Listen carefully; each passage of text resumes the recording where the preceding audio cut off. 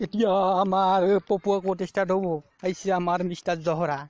টাকলা নমস্কার স্যার নমস্কার স্যার আমার ইটা পাপিয়া চর আহিছে তই স্যার মই বহুত পাপিয়া চর করলো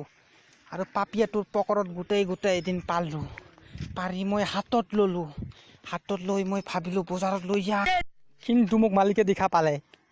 মই কি কৰিম মই ভাবিলো পাপিয়া আৰু গোটাম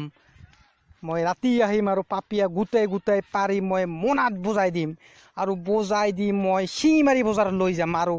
পাপিয়া পিচ কৰি 3 টকা কৰি বেচাম তই ঠিক পাবিছ ঠিক এইটো বেয়া নহয় স্যাৰ কিন্তু মোৰ এটা কণ্ডিশ্যন আছে কথাটো হ'ল মই যে আনন্দৰ ঘৰৰ পাপিয়া চোৰ কৰিবলৈ গৈছোঁ তাতে এটা মোক মাইকী চোৰে দেখা পালে আৰু মাইকী চোৰ মোৰ পকৰত গোটালে আৰু কি হ'ল জানে ছাৰ গোটালে জোৰকৈ গোটালে মোৰ পকৰত গোটাই মোৰ পাইলছ বনাই দিছে আৰু মোৰ এতিয়া সদায় পকৰৰ পৰা তেজ ওলাই থাকে ৰঙা ৰঙা তেজ মই সহ্য কৰিব নোৱাৰো পাবি তোৰ মাইকী চোৰ ধৰিবই হে তই দুটা কৈ পাপিয়া বাৰ দিনত আৰু মই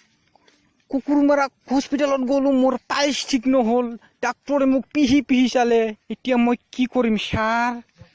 আৰু ক'ত যাব লাগব ছাৰ আপুনি ভালকৈ কওক ছাৰ তই মাগুৰমাৰী হস্পিটেলত যা তাতো গৈছোঁ ছাৰ তাতো ঠিক কৰিব নোৱাৰিলে তই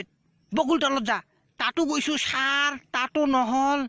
তোৰ লাষ্ট চিকিৎসা আছে এই জহৰা ছাৰ মই এতিয়া ক'ত যাম ঐ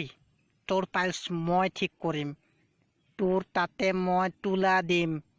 আৰু ৰঙা জলকীয়া দি তোক জেলত মই চিকিৎসা কৰিম বল জহৰা কেলা